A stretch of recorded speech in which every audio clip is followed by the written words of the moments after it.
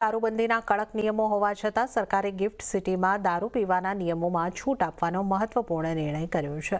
December 2023ના notification અનુસાર gift સિટીમાં કાર્યરત અધિકૃત કર્મચારીઓ અને મુલાકાતીઓ વાઇન એન્ડ ડાઇન સુવિધા હેઠળ દારૂ સેવન કરવાની મંજૂરી આપવામાં આવી છે। આ નિર્ણય ગિફ્ટ સિટીને વૈશ્વિક વેપાર અને ટેકનોલોજી હબ તરીકે વધુ આકર્ષક બનાવવા માટે લેવામાં આવ્યો છે, જેથી વિદેશી રોકાણકારો અને કંપનીઓ અહીં વધુ સક્રિય બની શકે। ગિફ્ટ સિટીમાં દારૂનો ઉપયોગ ફક્ત પરમિટ ધરાવતા લોકો સુધી મર્યાદિત હતો। નવા નિયમ અનુસાર હવે બહારના લોકો અને વિદેશી નાગરિકો પણ માન્ય ફોટો ઓળખપત્ર દર્શાવીને ગિફ્ટ સિટીમાં દારૂ પી શકશે। તેઓને અલગથી પરમિટ લેવાની જરૂર નથી।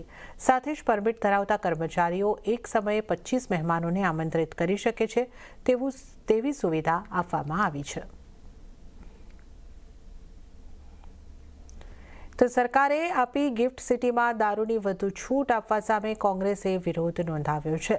ગુજરાત કોંગ્રેસના સિનિયર પ્રવક્તા મનીષ દોશીએ કહ્યું કે શ્વેત ક્રાંતિમાં દૂધના ટેન્કરો આવતા હવે દારૂના ટેન્કરો પકડાય છે।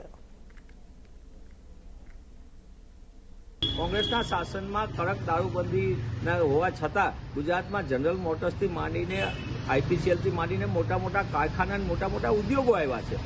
ત્યારે ભાજપાની જે નીતિ ને નિયત છે એક એનકેન પ્રકારે ગાંધીના વિચારને ખતમ કરવો છે।